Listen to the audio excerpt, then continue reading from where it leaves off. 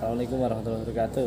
Oke, sahabat, hari ini kita akan share satu materi tentang moderasi beragama, dan pembicaranya mantap nih, Bapak Kepala Bagian TU Kanwil Kemenak DIY. Itu adalah Bapak Wahid Jamil. Simak ya. Oh ya, yang belum subscribe silahkan subscribe ya. Dukung channel kami untuk eksis menyebarkan dakwah. Wasat ya. Program pembangunan nasional. Jadi kalau dulu kan salah satunya untuk mewujudkan iman dan takwa bagi seluruh warga negara Indonesia. Nah, ini tetapi untuk membuat sebuah rumusan ya mewujudkan keimanan dan ketakwaan bangsa Indonesia itu masih sangat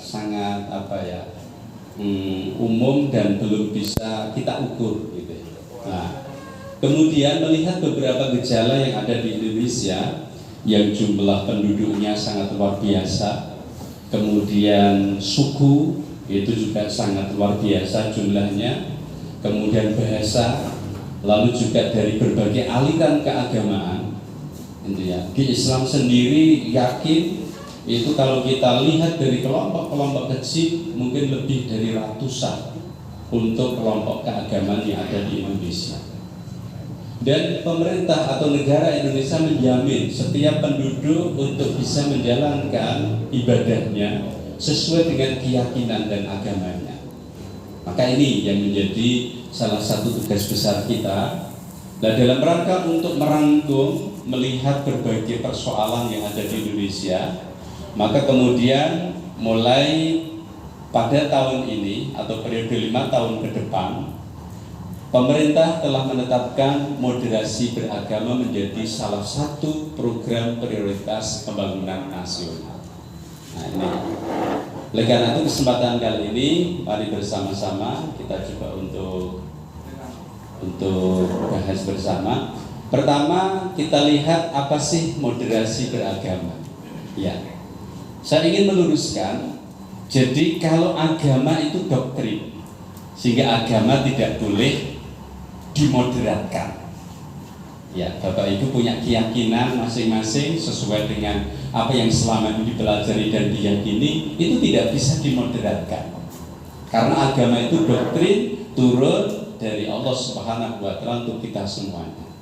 Tetapi yang kita moderatkan itu beragamanya. Jadi bukan agamanya yang dirubah-rubah, tidak, tetapi beragama. Ya, artinya bagaimana kita selaku umat beragama ini memiliki sikap moderat di dalam beragama. Maka di sini moderat itu artinya tidak berlebih-lebihan atau bersifat sedang. Ya. Kemudian kalau kita lihat yang lain, menghindari kekerasan, menghindari keekstriman yang bersifat ya tidak berlebih dan tidak kurang. Maka kalau kemudian kita lihat di dalam surat Al-Baqarah ayat berapa?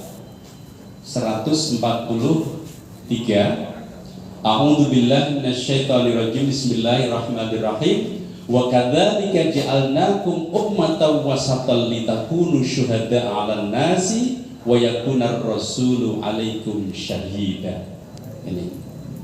Dan demikian itu kami Allah menjadikan bagi kamu ummatan wasatan. Nah, disinilah yang kita jadikan sebagai dasar ummatan wasatan ini adalah umat pertengahan, umat yang moderat atau sikap beragama yang moderat. Inilah yang Allah jadikan untuk kita semuanya. Ini yang menjadi dasar kita. Artinya bahwa kalau dalam beberapa tafsir itu dimaknai wasatan itu udulan, artinya memiliki makna adil, bersikap tengah-tengah itu ya, tawazun, jadi antara kiri dan kanan itu seimbang. Ini arti di dalam kata moderat. Selanjutnya, kenapa moderasi beragama ini kemudian harus kita gaungkan, harus kita gelorakan, dan harus menjadi program pembangunan nasional? Banyak hal.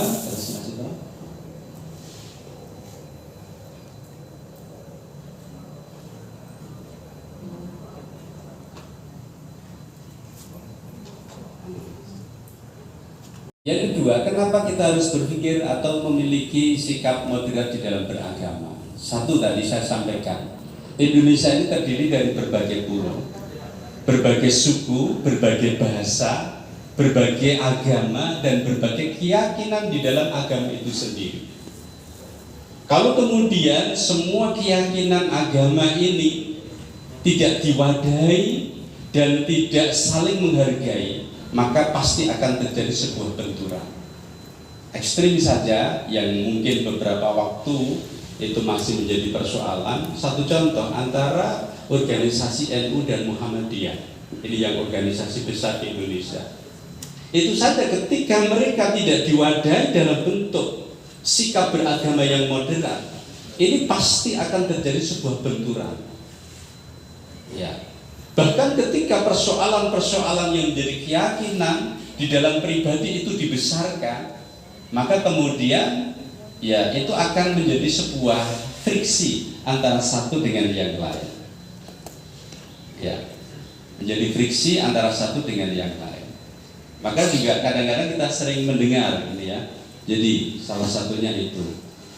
Jadi kemudian yang berikutnya, bahwa saat ini isu agama itu menjadi isu yang sangat berharga dan memiliki nilai jual tinggi ketika dihembuskan dalam kehidupan bernegara dan bermasyarakat.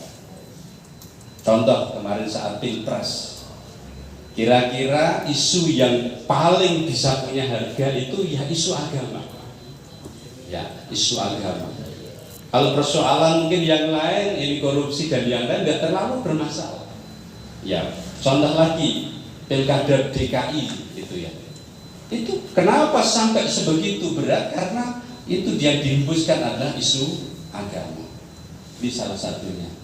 Sehingga ketika agama yang memiliki berbagai variasi ini kemudian kita tidak wadahi dalam bentuk salah satu wadah dalam bentuk moderasi beragama, maka setiap saat akan terjadi sebuah benturan.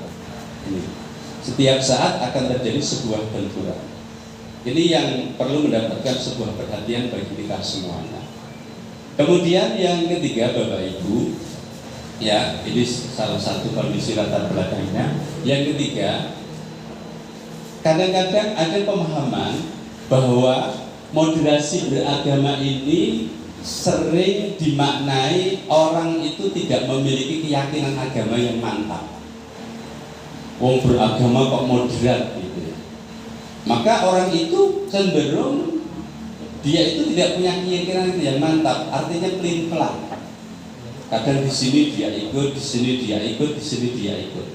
Lalu pertanyaannya, bagaimana bentuk keyakinan dan fanatisme dia terhadap suatu keyakinan yang dia alami saat ini? Nah, ini kadang-kadang sehingga moderasi beragama sering dibenturkan bahwa orang yang memiliki sikap beragama yang moderat berarti dia adalah tidak memiliki kekuatan jati diri. Termasuk mungkin ketika kita berorganisasi dalam kehidupan masyarakat. Contoh kami yang ada di Kemenak ini ya, karena kami harus berada di tengah betul. Ketika kami itu berada di tengah, pasti teman-teman akan mengatakan, kayak kisah jane wong Muhammadiyah apa wong NU, kayak kisah jane wong LDI atau yang lain. Pasti akan timbul pertanyaan seperti itu. Karena apa? Dalam sikap-sikap tertentu kita memiliki sikap beragama yang moderat. Nah, ini yang perlu untuk mendapatkan sebuah perhatian. Sehingga mohon maaf, moderasi beragama jangan dibenturkan dengan persoalan fanatisme. Jangan dibenturkan terkait dengan kelemahan di dalam meyakini sesuatu ajaran. Tetapi moderasi beragama ini salah satu sikap untuk hidup beragama di Indonesia ini menjadi satu kehidupan yang harmonis dan sejahtera. Nah, ini salah satu yang perlu untuk kita luruskan pada kesempatan ini. Kemudian yang keempat, lalu apa sih yang harus kita lakukan di dalam moderasi beragama? Menurut pemikiran kami ada 3 hal. Yang pertama adalah moderasi di dalam berpikir atau mindset kita, pola pikir kita. Ini ya. Pola pikir kita harus kita tanamkan pola pikir yang moderat. Satu contoh, Bapak Ibu masih meyakini ada satu hukum yang sifatnya khilafiyah? Masih meyakini? Iya. Tetapi ada sebagian orang yang meyakini enggak. Yang namanya hukum itu ya qat'i. Kalau A ya A, kalau B ya B. Gitu ya. Nah, saya kemarin buka YouTube-nya Ustadz Yazid, siapa itu namanya Mas? Ya itu. Beliau itu mengatakan dengan tegas, ya enggak ada namanya hukum khilafiyah. Hukum itu ya satu. Gitu ya. Saya benar, hukum satu menurut Allah. Tetapi dalam konteks kemanusiaan, pemikiran manusia itu bisa memiliki berbagai variasi. Artinya apa? Bahwa di dalam konteks berpikir kita, mindset kita dalam beragama, kita harus memiliki satu konteks berpikir yang moderat. Apa artinya? Bahwa di dalam Quran, di dalam sabda Rasulullah SAW, itu ketika kita memaknai pasti timbul sebuah makna yang cukup luas, cukup luar biasa. Saya ingin contohkan sederhana. Ada sebuah hadis, saya tidak baca teksnya, hanya sebuah gambaran cerita. Pada suatu saat Rasulullah SAW itu sholat. Begitu Rasulullah sholat, kemudian ada makmum yang mengikuti bacaan Nabi dengan keras. Ya, kemudian Nabi setelah selesai sholat menegurnya, siapa tadi yang membaca dan mengikuti bacaan saya dengan keras? Ya. Saya ingin mencoba untuk membuat sebuah analisis sederhana. Ini belum dalam konteks ulumul hadis ya, hanya dalam persoalan tata bahasa dan penyampaian. Ketika Rasulullah itu menyampaikannya dengan sopan dan halus, misalkan, kalau menurut bahasa Jawa, nuwun sewu Bapak Ibu, niki wau pas kula salat kok kula mireng wonten sing nerokke waosan ayat Quran kula niku sinten nggih. Kalau ditanya dengan bahasa seperti itu, jamaah kira-kira menjawab atau diam? Karena yang disentuh adalah hati nuraninya, pasti dia tidak akan pernah merasa takut. Kemudian ada jamaah yang menjawab, kula Kanjeng Nabi, kula wau ingkang nirokaken panjenengan. Terus pundi to? Tulung sesuk rasa dibaleni meneh. Itu baru dari sisi bahasa. Kemudian saya contohkan yang kedua. Ketika Rasulullah bertanya dengan nada keras, ini belum sampai ulumul hadis, baru persoalan bahasa, tata bahasa saja. Kemudian sambil gebrak, siapa tadi yang mengikuti bacaan saya? Kira-kira jamaahnya gemetar enggak? Loh, sama loh, teks hadisnya sama persis. Artinya Nabi mengingatkan jamaah untuk tidak mengikuti membaca dengan keras. Kalau kemudian Nabi sampai gebrak buang gitu, pasti jamaah akan diam. Daripada saya dimarahi, mendingan saya diam. Sampai kemudian Rasulullah menyampaikan apa yang menjadi pesan.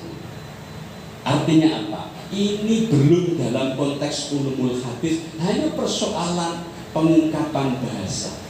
Belum lagi nanti kalau dilihat dari matan, sanadnya, rawinya dan seterusnya, itu masih sangat luar biasa. Artinya apa? Ketika kita bicara teks Al-Quran dan Sunnah Rasulullah SAW dan juga pendapat para ulama yang lain, ini masih banyak variasi pemahaman di dalam konteks berpikir kita. Maka yang namanya hukum qat'i itu hanya milik Allah Subhanahu wa ta'ala. Al-haqqu mir rabbika fala takunanna minal mumtarin. Itu. Tetapi dalam konteks kita selaku hamba Allah, ya pasti pendapat, kemudian pemahaman itu sangat bervariasi. Maka berpikir moderat menjadi sesuatu yang penting.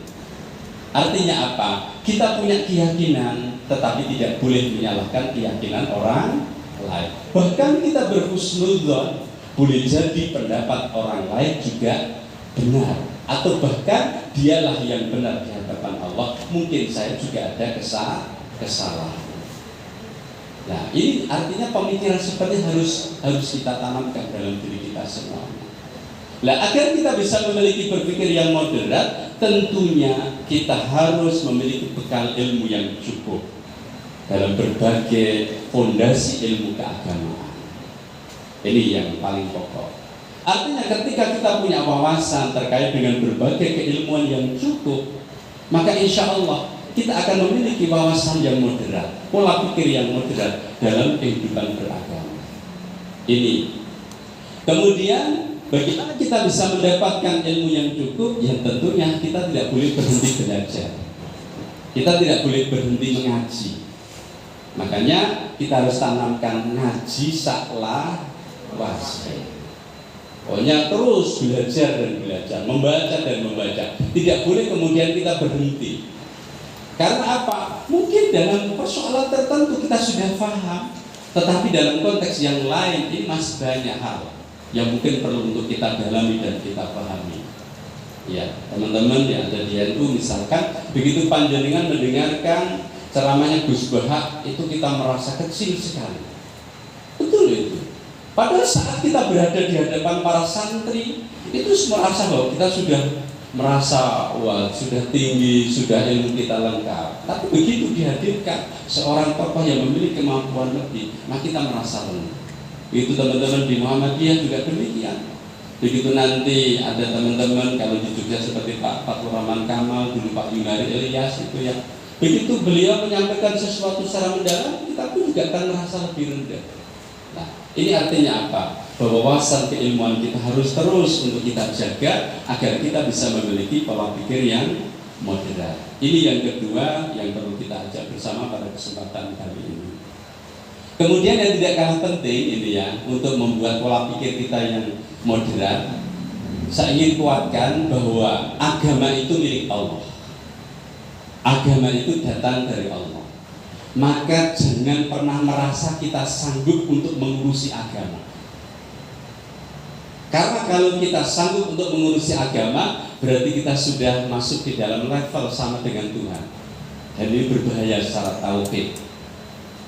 Nah, karena agama itu milik Allah yang menurunkan Allah, maka ilmu dan kemampuan kita tidak cukup untuk mengelola agama itu sendiri. Tapi kalau Kementerian Agama bisa diurus manusia, tapi agamanya tidak bisa diurus manusia. Karena itu urusan Allah. Maka ada sesuatu, kalau dalam ilmu fisika ada faktor X.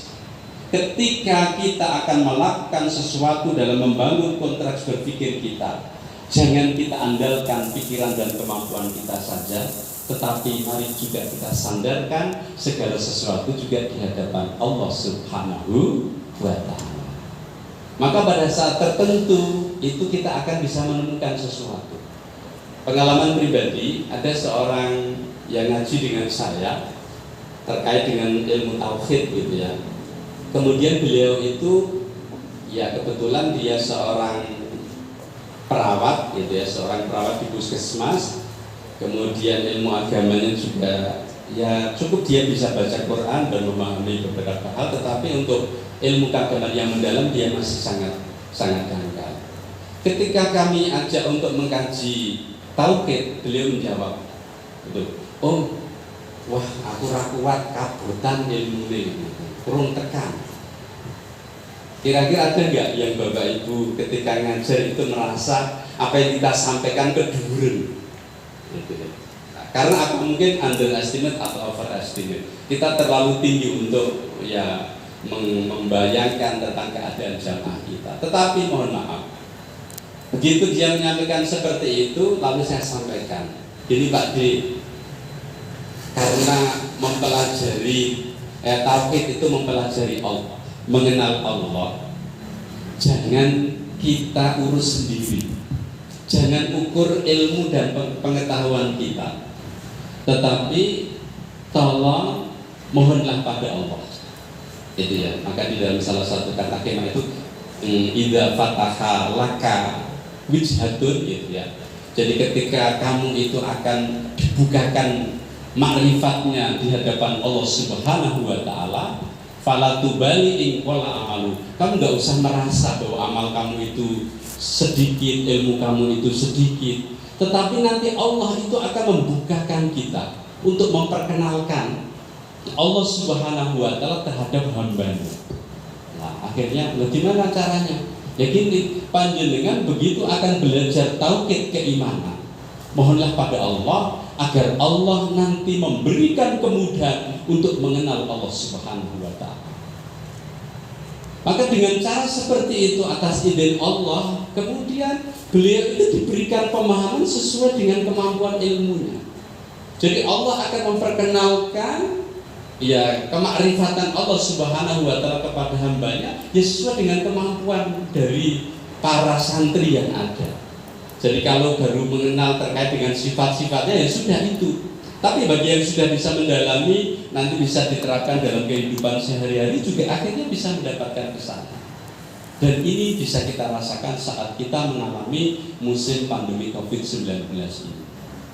Jadi kadang-kadang orang itu diajarkan oleh keadaan, akhirnya dia bisa menyadari bahwa segala sesuatu hakikatnya atas izin dan kehendak Allah Subhanahu wa Ta'ala. Saya yakin ketika kita menghadapi musim pandemi COVID-19, satu orang dengan satu yang lain pasti pemaknaannya berbeda-beda sesuai dengan kemampuan dan ilmunya. Itulah cara Allah untuk mengenalkan kepada hambanya sesuai dengan kadar keilmuannya. Ini yang pertama terkait dengan moderasi beragama dalam berpikir dan konstruk kita. Kemudian yang kedua, moderasi beragama dalam gerakan. Nah, ini tugas dari penyuluh nantinya. Moderasi beragama dalam gerakan artinya setelah kita punya kemampuan pola pikir yang moderat, maka kita harus melakukan sebuah aktivitas, sebuah strategi bagaimana bisa membawa masyarakat ini untuk memiliki perilaku yang moderat di dalam beragama. Nah, ini tugas kita semuanya. Karena kita hidup di Indonesia. Saya ingin contohkan, Bapak Ibu ketika lahir ada enggak saudara atau tetangga yang beragama Kristen? Ada enggak? Begitu panjenengan lahir, ada enggak orang yang sudah menjalankan tahlilan? Sudah. Bahkan sebelum kita ada pun itu sudah ada. Ya. Kemudian adakah ketika kita lahir masih ada orang yang membuat sesajen? Ada. Artinya apa? Itu sebuah peristiwa alamiah sunnatullah yang kita itu tidak diperintahkan untuk merubah keadaan itu, tetapi kita untuk bisa memahami keadaan mereka, lalu kemudian kita ajak mereka untuk bisa menuju sesuatu yang lebih baik menurut pandangan masyarakat. Dan bentuknya apa? Di antaranya adalah saling memahami dan ujungnya nanti terbentuk sebuah kesepakatan. Nah, kesepakatannya apa? Ya kalau dalam kampung ya kesepakatan dalam satu kehidupan di masyarakat. Tapi kalau dalam kehidupan bernegara, kesepakatannya salah satunya adalah Pancasila. Maka kemudian dengan menjalankan syariat Islam Piagam Jakarta itu kemudian dikalahkan karena apa? Kita ingin memberikan sebuah penghargaan kepada agama apapun, kemudian mereka bisa kita akomodir menjadi satu kesepakatan yang ada di Indonesia. Itu gerakan yang harus kita lakukan. Maka monggo pada Bapak Ibu sekalian, gerakan ini harus kita masifkan. Karena apa? Kalau tidak, nanti terjadi sebuah benturan-benturan setiap saat. Ya, benturan antara budaya dan agama. Satu contoh kasus di Bantul, ketika ada yang mau labuan, kemudian alat peraganya dirusak. Kenapa harus melakukan seperti itu? Toh mereka itu sudah ada sebelum kita lahir. Nah, kemudian bagaimana ketika kita ingin mengajak mereka untuk menuju jalan yang benar? Ya kita dekati, kita dakwah. Tidak kemudian merusak segala sesuatu yang sudah dia siapkan. Karena mereka juga punya hak untuk menjalankan keyakinan dan agamanya. Karena kita hidup di Indonesia. Nah ini. Kemudian lagi misalkan ada pemakaman yang ditolak, gitu ya. Pemakaman nggak boleh ini makam Muslim semua, ini orang non Muslim. Kemudian ini makamnya ini kemudian ya naudzubillah min dzalik. Iya. Karena kita hidup di buminya Allah, tentunya kita tidak punya kuasa untuk menguasai itu. Lah bagaimana ya tadi kesepakatan, bagaimana sih masyarakat bisa menerima apa enggak? Kalau bisa ya sudah. Maka salah satunya kemarin di Kota Gede itu ada persoalan bahwa ketika ada makam muslim, kemudian ada teman muslim yang mau dimakamkan di sana, lalu disarankan sudah enggak apa-apa, tapi tolong ketika memakamkan tidak usah memakai simbol agama. Akhirnya tetap patoknya itu seperti yang lain-lain, walaupun yang dikubur adalah orang atau orang Kristen. Nah, tetapi di media bahasanya lain. Wah, bahasanya lain. Jadi simbol keagamaan dipotong, wah, dihancurkan, diganti menggunakan simbol agama tertentu. Nah, padahal sebenarnya sejarahnya seperti itu. Karena ingin membangun kerukunan, kemudian simbol keagamanya dihilangkan biar sama dengan yang lain, sehingga ketika orang masuk itu tidak punya kesan yang berbeda dalam salah satu tempat makam yang ada di sana. Itu yang kedua, jadi moderasi beragama di dalam gerakan. Lalu yang ketiga, moderasi beragama di dalam perilaku dan perbuatan kita.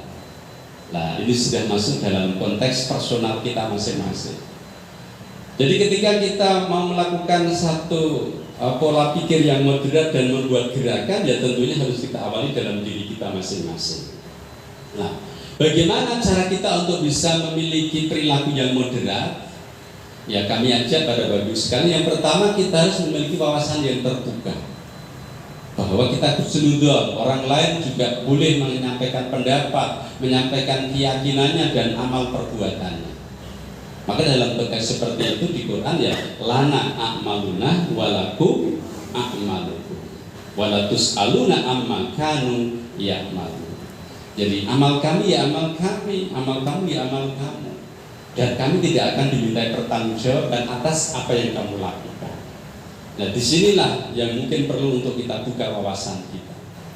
Jadi kita boleh merasa bahwa pendapat kita benar, tetapi kita juga harus menghargai pendapat orang lain. Kemudian yang kedua, kita tentunya harus memiliki sifat istiqomah. Istiqomah di sini kami maknai kita punya teguh pendirian, agar apa keyakinan yang Bapak Ibu miliki selama ini itu tidak tergoyahkan. Karena apa? Masukan dan mungkin ya bisikan dari siapapun. Ini harapan kita seperti tetap kita memiliki keyakinan yang selama ini kemudian kita yakini, tetapi dalam bersikap kita bisa lebih terbuka. Kemudian yang ketiga, hendaklah kita senantiasa bisa bermuhasabah. Setiap manusia tidak ada yang sempurna. Pasti manusia punya kekurangan, tapi di sisi lain juga punya kelebihan. Lalu yang keempat, kita harus mengedepankan sifat tawadhu. Ya, jadi ya kita tentunya tidak merasa kita paling benar. Orang lain boleh jadi lebih tinggi, lebih baik daripada kita semuanya. Ini ya, ya dalam salah satu kata hikmah itu juga sampaikan. Jadi man ra'aitahu gitu ya, mujib ala kulli man su'ila. Jadi barang siapa yang dia melihat, dia senantiasa bisa menjawab segala pertanyaan apapun, fastadilla biwujudi jahlihi. Terakhirnya gitu. Jadi itu menunjukkan kebodohan seseorang. Jadi nek wonten tiyang kok ditikoni apa wae iso, kemudian ketika dia melihat selalu menceritakan, dan ketika dia mengetahui lalu ingin menyampaikan, itu fastadilla biwujudi jahlihi. Maka itu menunjukkan sebuah ciri-ciri kebodohan di antara kita semuanya. Maka kita harus menyadari bahwa saya itu tidak punya kemampuan dalam persoalan pandemi COVID-19. Maka ketika menjelaskan ya nggak usah detail-detail. Ya, seorang penyuluh tidak tahu betul tentang pandemi COVID-19, ditanya, Pak, apa betul termogan ketika ditembakkan ke kepala itu nanti otaknya akan berpengaruh? Di pancen suwi-suwi nggih berpengaruh. Begitu tembak menurut, wah 36,5, begitu tembak meneh 37, waduh iki piye iki? Ya memang berpengaruh. Tetapi kita tidak boleh kemudian menjelaskan gitu, karena apa? Bukan kompetensi kita. Okay. Maka ini penting, ketika kita punya kemampuan tertentu ya sudah kita. Tetapi kita juga wajib memberikan penjelasan, tetapi tidak kemudian secara detail, karena bukan menjadi kompetensi kita. Misalkan Bapak Ibu tidak punya kemampuan berbahasa Arab, ya nggak usah kemudian kita menjelaskan detail bahasa Arab. Ya, kafaro yukafiru kufran gitu ya. Ya, kafaro yukafiru kufran itu kan. Artinya apa? Di situ kita tidak punya kompetensi untuk menjelaskan dengan bahasa Arab, ya nggak usah. Ya sudah kita jelaskan maksud dari kafir itu seperti ini, gitu aja. Tidak usah kemudian kita mencoba-coba sesuatu yang sebenarnya kita tidak punya kompetensi itu. Nah, ini menjadi penting. Maka ini pentingnya muhasabah. Kemudian yang terakhir, bahwa agar kita bisa memiliki perilaku yang moderat, hendaklah kita senantiasa untuk mengedepankan kemaslahatan. Jadi yang penting maslahah dan mafasid muqaddam ala jalbil masalih, gitu ya. Kemudian menggunakan maslahah mursalah. Jadi kita kedepankan kemaslahatan. Ya, apapun yang terbaik itulah nanti insya Allah di hadapan Allah Subhanahu Wa Taala yang terbaik untuk kita semuanya. Jika kita sudah punya pola pikir yang moderat, gerakan yang pada masyarakat yang moderat, dan perilaku kita seharian juga bisa moderat, maka insya Allah ya mungkin persoalan yang selama ini kita hadapi terkait dengan ya aliran-aliran tertentu yang kita anggap itu memiliki persoalan, maka kita akan bisa menyelesaikan dengan sebaik-baiknya. Ya, mungkin persoalan yang kita hadapi kadang-kadang masih muncul orang-orang yang memiliki sifat radikal. Kita tidak usah sebut kelompok mana, karena di dalam organisasi apapun pasti ada orang yang memiliki sifat radikal. Di NU ada yang NU radikal, di Muhammadiyah juga ada yang Muhammadiyah radikal, gitu ya. Ya, mungkin di Persis juga ada Persis yang radikal, itu ya. Karena apa? Mereka meyakini terhadap apa yang dia pahami, dan itu tidak boleh diganggu-gugat oleh siapapun. Maka perlu buka wawasan kita agar persoalan-persoalan itu bisa terurai dengan sebaik-baiknya. Sebagai penutup, Gus Dur pernah bercerita ketika beliau ya ingin membangun sebuah kerukunan. Ceritanya di daerah NTT itu kan lagi ada persoalan di Ambon, ada persoalan antar umat beragama. Dihadirkanlah pastor dan kiai di sana untuk menyelesaikan persoalan. Kebetulan mereka berangkat bersama, naik pesawat, tinggal dalam satu kamar, kemana-mana juga bersama-sama. Singkat cerita, pada saat sang pastor itu mau naik kendaraan umum, kemudian sama kiainya pertama kali begitu mau naik, Bismillahirrahmanirrahim. Pastornya mengingatkan, Kiai itu bukan Bismillah tapi Bismillah. Ya. Akhirnya Kiai, waduh saya kalah 1-0. Tapi karena hatinya itu ingin membangun kebersamaan, tidak ada tuduhan menistakan agama, enggak. Karena tujuannya hanya untuk kebersamaan dan diyakini itu hanya sekedar guruan belaka. Begitu sang pastor naik mengendarai bis kota, tiba-tiba hujan turun lebat, kilat menyambar. Akhirnya pastor mengatakan, haleluya. Wahai pastor, bukan haleluya, itu halilintar. Satu-satu akhirnya. Begitu turun, karena hujan deras, kan akhirnya genangan air cukup banyak. Pak pastornya pakai jas, pakai sepatu, gitu ya. Kemudian turun. Waduh, kamu pakai sepatu nanti basah, ya sudahlah. Sekarang saya gendong saja karena jalannya cuma dekat. Akhirnya Pak Kiai menggendong sang pastor. Di dalam gendongan sang pastor bergumam, Pak Kiai sudah berapa kali haji di Mekah? Saya sudah 5 kali, Pak. Sudah berbolak-balik dari Indonesia ke Mekah untuk menjalankan haji. Baru tahu kali ini seorang pastor naik haji. Wah, akhirnya dalam gumamnya, saya ingin tanya Pak, kalau katanya orang lahir itu bawa dosa, bagaimana cara membersihkan? Ya, dibaptis, dikremasi.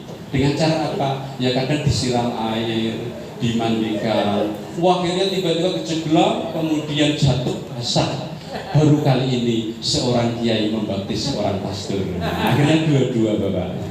Ya, sekedar gurauan artinya apa? Ketika segala sesuatu itu kemudian kita tidak tanggapi dengan serius bahwa itu bukan persoalan agama, maka insya Allah semua akan cair seperti biasa. Demikian, banyak khilaf, salah mohon maaf. Assalamualaikum warahmatullahi wabarakatuh.